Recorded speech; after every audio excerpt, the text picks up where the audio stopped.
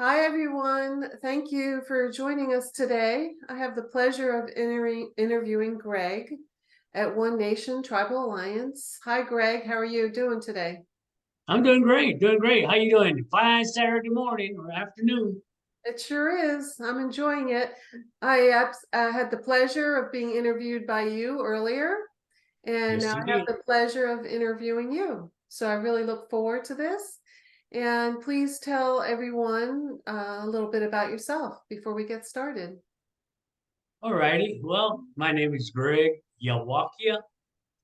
Actually, Imsa Yawakia, but we'll just go with Greg. I'm from Pueblo Zuni, reservation near the Four Corners area. And I was born and raised in Zuni Reservation up until the age of 14, and I left home. And, you know, my life started, I guess, at that point. But when it really started was back when I was at a younger age. But I guess we can get into that a little later on. But I'm a veteran of the military. I served my country for a while, and then I own my own business, and now I'm here in great state of Arkansas. Well, thank you for sharing that. I really look forward to more of your story. And I wondered what your mission is today and what led you into this mission that you're on. Well, the mission that I'm on right now is basically uh, to share love, mercy, and peace, and to teach what I was taught as a young kid. I've been studying the modalities of the medicine man in our tribe in Zuni since at the age of 7.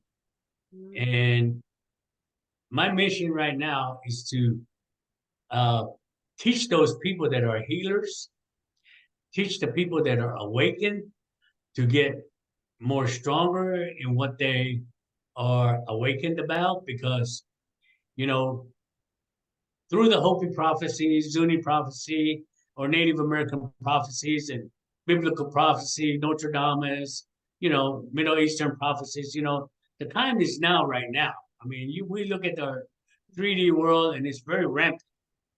And for us people that are awakened, which is just a handful, which is, it is going to be a handful according to our prophecies because in our body, that's all it takes for this body to survive, just a handful, because 1% of our body has white blood cells, and that's the one that combats our infection and disease and whatever.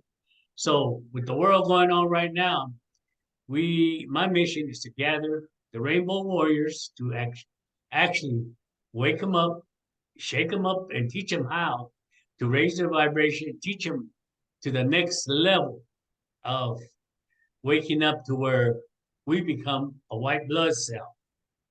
And again, I will explain more in detail about uh, the Rainbow Warriors, what I'm talking about. So you know, that's basically my mission is to wait, to teach people how to raise their vibration, how to raise their energy, and how to be connected to the star people or the light, whichever you came from, and so, and also I like to teach symbology of alchemy because that's very important in this world today. Mhm. So Well, can that's you, why I'm here.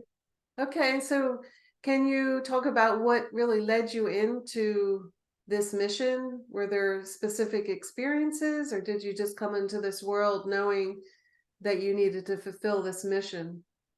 Okay, well, at the age of 3, I got, I didn't say left behind or anything like that. I got lost in the woods, and basically it was meant to be because at the age of 3, my mom and dad took me piñon picking, and they were piñon picking about maybe not even 10 yards from the car. I was asleep in the car. I woke up, got out on the other side of the car where they didn't see me and walked off. I was lost in the woods for 2 weeks, as I was told, at the age of 3. When I was found 2 weeks later by a sheep herder whose name was Otista Nisi. He Mm. was sheep herding where my mom and dad were picking about a mile from there. I guess I walked a mile or something. But when he heard me, he went to the sound and found me. And he put me on his back and started carrying me back to Zuni. And he met the search and rescue party. And they were trying to take me away from him, but he said, no, he's okay.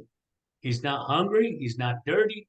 Somebody took care of him real well because this is the way I found him. And he's not dirty. He's not hungry. He's not even thirsty. I offered him water. He didn't take it. So he kept me on his back and carried me all the way to my grandma and handed me to my grandma and said, this is my godson now. So fast forward, he said, he will be my godson. I will teach him my gifts or my knowledge. I will raise him as my godson. So since then, from that age to about 6 years old, I conquered death 3 times. Mm. Wow. And after conquering death 3 times, my grandma decided to let my godfather know what's been going on. So he came to the family, and him and his wife came actually. They brought a bowl the native way. They christened my body. They baptized me and christened my body, and said, "I will start training now." So at the age of 7, I was brought into a medicine society, Kiva, and that's when my training started to become a medicine man. And I was not taught the gifts. I was taught modalities because they know I had the gifts. And as time went on, these people that taught me were Zuni elders. I mean, they were 80, 90, probably some of them 100 years old. But they taught me the modalities in Akiva. And one of the things that I first started to learn was fasting. Fasting every month for 4 days. And to a point to where I got tired of fasting. I said, when is this fasting going to stop? They said, you're going to have to fast once a month rest of your life. I said, are you kidding me?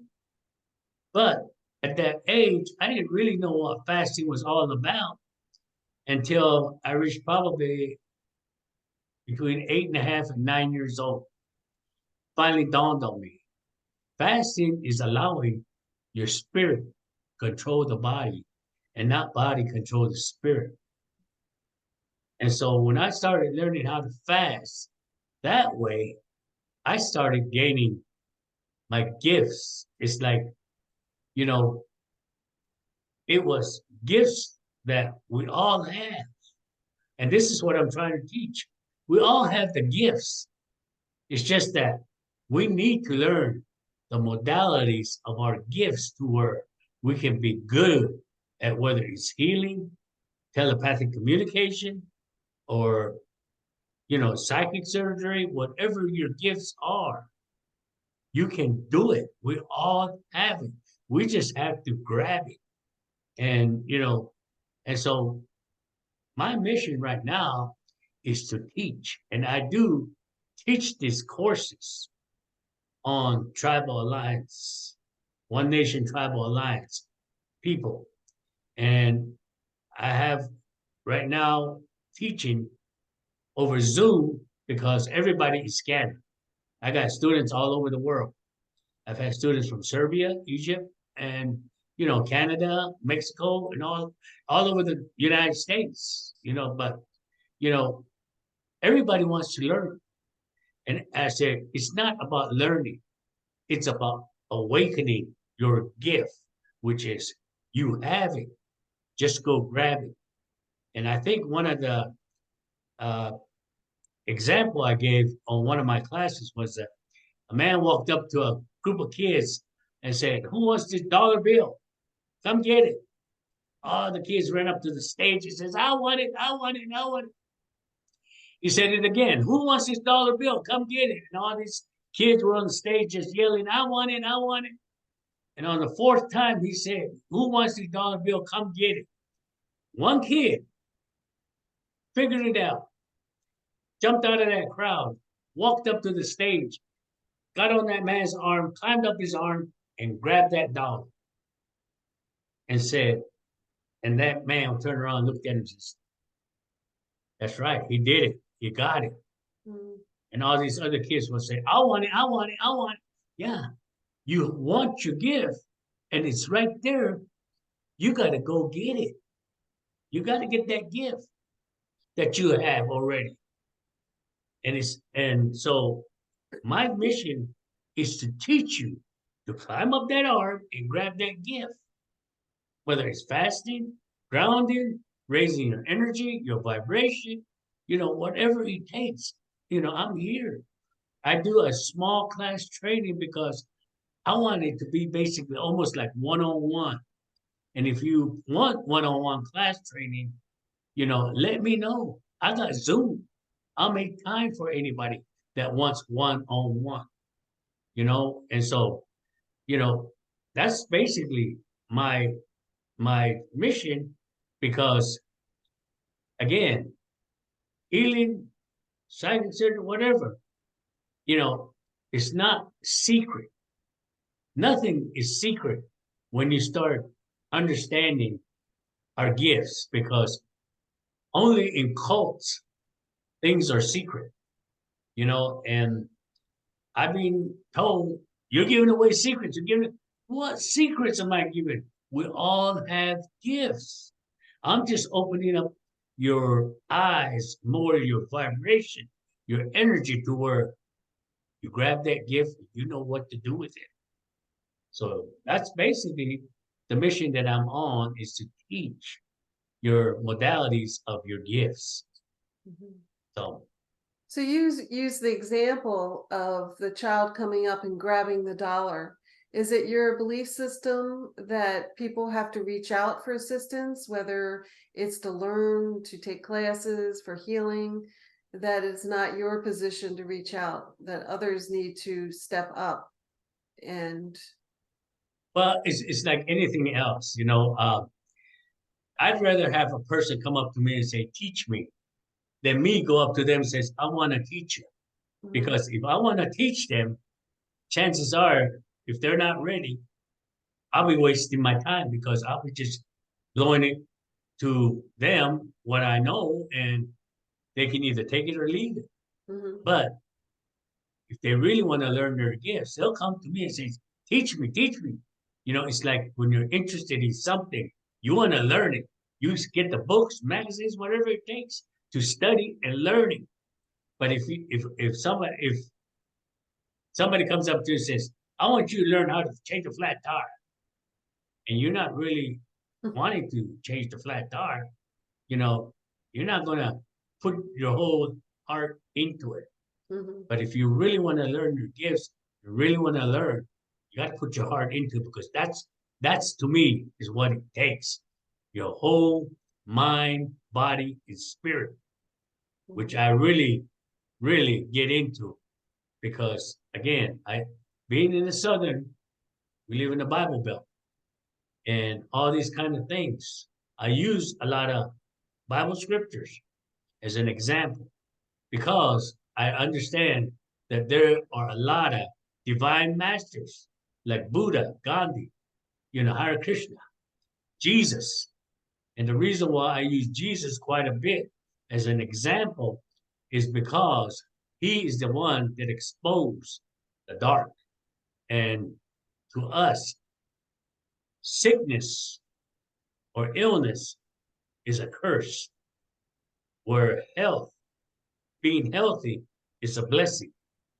So that's why, you know, again, healing, you're already healed. How do you grab that healingness? How do you keep that healingness? And being a native, I see all kinds of healing modalities going on. We have a bone pressure. psychic surgeons. We have our, energy healers. All this, not Mhm. only to humans, but to animals, trees, flowers, whatever.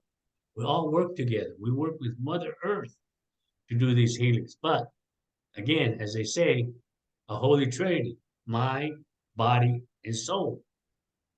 That's how I connect you into being a vessel of a healer because we're not doing the healing. We're not doing the healing. That's between the source and the individual. We're just being the mediator or the vessel to be used to help the individual get healed or grasp the healing is. Mhm. I wanted to go back. You said that you're interested in alchemy and you also teach it. Can you tell us a little bit more about that? Well, my interest in alchemy came in 1984. I was in Egypt, and again during my military days, uh, I was fortunate to be sent to Egypt, Alexandria, Egypt, which is not too far from Cairo, and Cairo, is where the Egyptian pyramids are. Mhm. And me being so talkative and being nosy, I went to the pyramids every chance I got. Mhm. And I got to know the people that worked there. And I told them who I was and everything. And I guess they felt my energy to where one day I went out there real early. They told me to come real early. So I got out there like at 7 o'clock. They said, come on, we don't do this, but we'll do it for you. For some reason, we have to do it for you. Mhm. And they took me inside the pyramid. And I looked and I said, this is a tomb where an Egyptian king would lay. And I looked at the walls, gold, man, a lot of symbology, pictographs, and everything. And I said, wow, wow. And then it clicked on me. The same symbology is on our hieroglyphs Mhm. back home in New Mexico, Colorado, wherever there's pictographs on a Native American ruins like Pueblo Bonito, Mesa Verde, Zuni Great Kivas, El Moro, wherever you go and there's pictographs, those symbology is the same. Even in Hopi language, their great prophecy about the Mother Earth, Mhm. you know, it gets real deep, but just to give you a brief, quick explanation of it, North and South Pole. North Pole is water. Symbol for water is an upside down triangle, triangle. Down below is south, which is fire. Hopi has a blue kachina, which is water up north, and they have a red kachina, which is fire on the bottom. Symbol for fire is a regular triangle, because heat rises, water comes down, right? So, and if you put those two where they meet at the equator, that's called Merkaba. Mhm. Merkaba is your mind, body, and spirit. And it's also, Merkaba is mentioned in the Bible 44 times.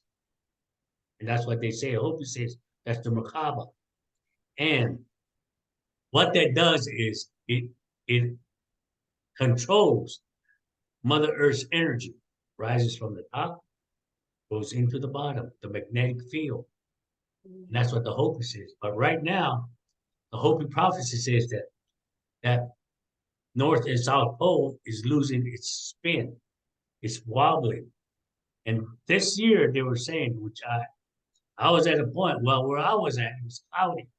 But they said in the summer equinox or winter equinox, if you go outside and if you're on a mountaintop and you see the sunrise on the mountain, it's going to come up for a little bit and go back down. It'll come back up a little more and go back down.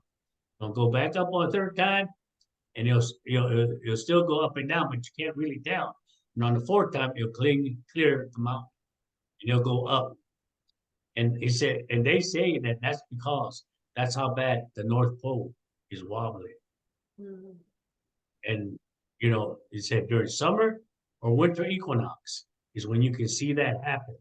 Mhm. And so, you know, symbology is very important because right now in this 3D world, these same symbols are being inverted because of the dark, how they're inverting it and putting it in our faces. And that's why I say symbology is very important. If you know what that symbol means, you can go.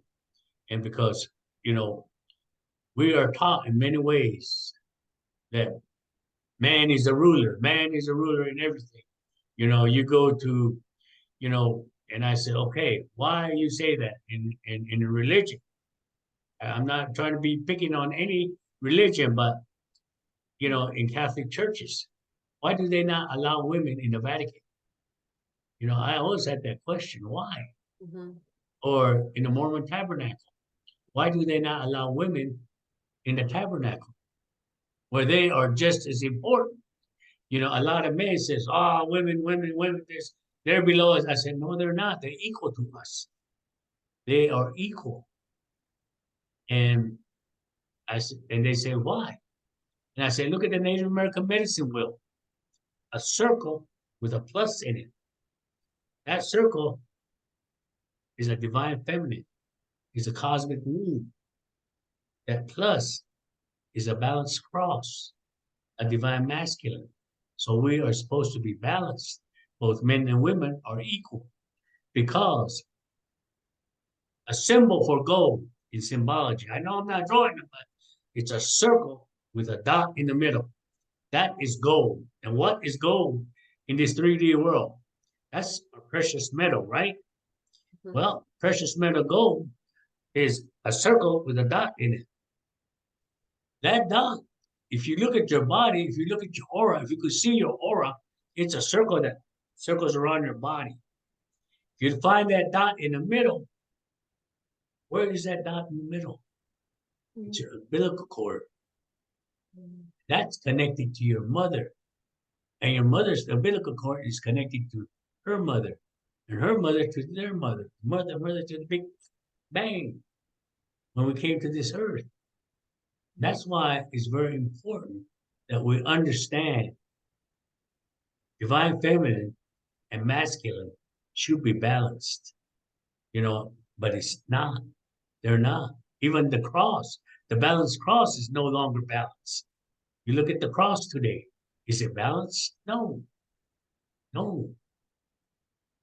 So this is the reason why alchemy symbology is very important. So this is just a little touch that I explained, but it goes deeper. Mhm. So So is your belief system that we currently are in the phase of the divine feminine coming out in the rise, and that with men, they can also connect with their divine feminine so that there is that balance that you talk about? yes, I believe right now, 2020 marked the balance, divine feminine, rise of the divine feminine. That is the balance. 2020 balance. And a lot of people say, well, that wasn't the year. I said, yes, it was, because that's when we went into the age of Aquarius. Mm. Mhm. You know, age of Aquarius is feminine. And so the rise of the feminine is very important. And, we the prophecies have said it. It's going to come where men want to become women and women want to become men. We see it right now. It's coming. I mean, it's a big issue to where our federal government has to step in and take action. Now, come on now, and as a man, yes, again, our Holy Trinity, three things become one thing. One thing becomes three things. One thing, or three things become one thing is your mother, your father, you, whereas in religion, they only teach you half. Father, Son, Holy Ghost. Well, you ask them, who's that Holy Ghost? Ah, some great spirit. I said, who is that Holy Ghost? They'll come up with all kinds of answers. And if you ask it too many times, they're going to get mad because they don't know the answer. And the answer is that Holy Ghost is being replaced, divine feminine. So, because I asked him, okay, how did Jesus come to earth? Through Mother Mary, the Virgin Mother Mary. So, again, Father, Mother, Son. So, and a lot of people, you know, it's said and it's proven that we are have our left brain is a masculine, our right brain is a feminine, but the only thing is that we've been programmed since the beginning, since coming out of that chute, we've been programmed, as a man, arrogant. You know, when you come out, little boy, they give you a gun. Go kill, kill, kill, kill. Whereas a little girl, they tell you, here's a baby, take care of the baby. You cry, don't cry, be a man. Don't cry. Be a man. We're taught how to hide our feelings. But if a little girl cries, come here, baby. Why you crying, baby? What's the matter? What's the matter? She gets TLC, and we say, don't cry, be a man. So we're taught be arrogant.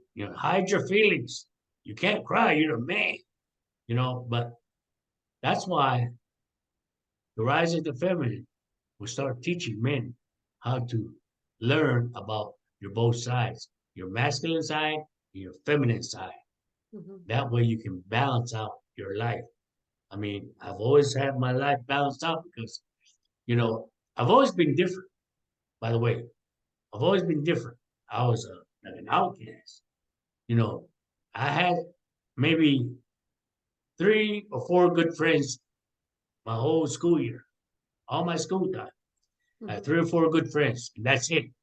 Where everybody knowing each other, and you know, just to just to really get out of the 3D world, I was really like a nerd. I would study all kinds of things because I wanted to know and I wanted to enhance what the gifts I had. A lot of things I've done, a lot of things have shown to me, and it doesn't surprise me. It doesn't scare me. People come up to me and says, "How do you feel if I told you I was abducted last night?" But that's great. Did you learn something? What did they tell you? You know, do they tell you that you have a mission? I ask questions like that because I want to know. Maybe I can help them. You know, there's a lot of people saying, you know, we see aliens over here. We're gonna do this. I tell them, I said, you can't document them. They're too fast for you. You got to get to their energy level. Right? Raise your energy. You know, that's why living a spiritual life has always been my life. I never fell into the 3D world, and it surprises a lot of people. When they ask me, you know, like the other day at the hospital, they asked me, "Do you drink?" "No." "Do you smoke?" "No." They said, "Huh? What's wrong with this guy? You don't drink or don't smoke. You don't do." I mean, not very many people, I guess, would answer that question. But that's okay. I'm different. I'm gonna be different because I enjoy it now. I know my mission and I enjoy it. So I love it. I love what I do. Mm. Well, that's wonderful. That is absolutely wonderful. And of course, you're so very needed too. But I wanted to ask you a question. You said that you are different. And a lot of times when you talk to star people or star seeds, they say they always feel different. They never really fit in. Their vibration is different. Do you connect or associate with the fact that you might be a star seed or a star person? Well, when I was missing that at that young age, two of the elders that were teaching me actually told me that I was abducted at that time. And that's why I was taken care of. When they found me, I was not hungry. I was not dirty. I was not tired. I was not scared. You know, they were with me. And every so often, when I would say, when I get myself in a bind, I always say my grandma always comes help me out, but I feel protected by whomever, whether it's the angels or star people, whatever. But the only reason why I say it's my grandma is because I smell mothballs, you know. And Mhm. back in the day, you know, we didn't have anything, and my grandma used to love them mothballs. And I smell it in her clothes. So, you know, when I get myself in a bind, or if I get myself in some place to where I'm not supposed to be, I smell mothballs. That's my warning. Get out of that place. Get out now. Mhm. You know. And so, you know, and I believe in star people. I remember when I was a kid, we had all kinds of aerial activity. You know, unidentified. Back then we called them UFOs, unidentified flying objects. Soon, Mhm. my best friend in sixth grade, you know, I mean, the whole community used to go out and watch what was going on. And Mhm. we even got a Catholic, I think it was a brother or father or whatever. I don't know what the rankings are, but he was a Catholic priest or studying to be a priest, whatever. Pio was his name. You know, he was going and being a Christian man or a Christian man, we asked him, are those for real? Are those UFOs? Are this? And he can't say they're not. He can't say they're not. So Mhm. my friend, you know, my best friend in elementary school, he made a statement. What we are watching, unidentified flying objects, are real. We even had the high school principal sign it. He signed that Catholic father or brother, whatever it was, signed it, and some of the adults that were there signed it. And I don't know if my friend still has that piece of paper of what we were witnessing at that time. Wow. So that keeps in my head. Mhm. So I know, I mean, again, like I said, I know we're not the only, you know, living beings in this whole galaxy because, you know, if we are, that would be a lot of wasted space. Yes, that's true. I agree with you for sure. So I would love to expand on your connection as a Zuni man of, star people and your connection with Hopi, the Zuni, and what that belief system is. And we're short on time, so I thought maybe we could expand on that on a second part if you're up for that. Yeah, yeah, I'd like to talk a little more about that because, you know, I know when I think about it, there's a lot of things that I was told about it at a very young age, and I just, Mhm. you know, never grasped it because my main concentration was to learn the modalities of my gifts.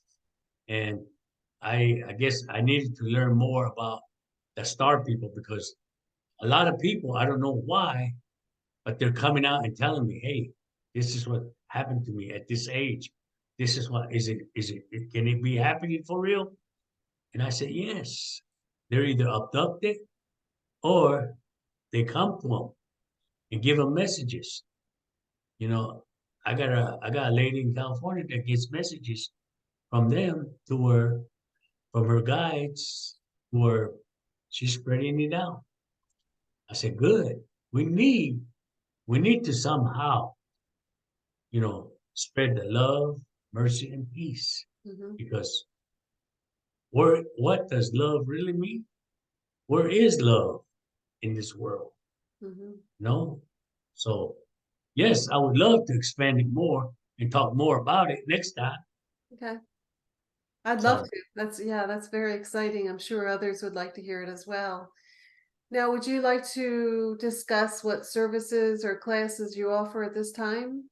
I know you touched on it earlier, but if you'd like to. Yeah, well, the classes that I offer right now is basically learning the modalities to accept your gifts. When you're going out getting your gifts, how do you get it? Mhm, You know, I my classes teach you how to raise your vibration, how to understand the love of what you want to do. The love not only for yourself, you have to love yourself first before you can love anything else.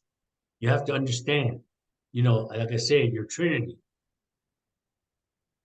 mind, body, and soul. And when you receive that love, it comes from your source, from your mind, into your body. And when your body accepts the love, then your soul, your spirit will show the love that you have. And when you go out in public, people know you're full of love. People will actually see it. Learn, teach you how to raise your vibration, your energy. You can do a lot of things with your energy, with your vibration being high.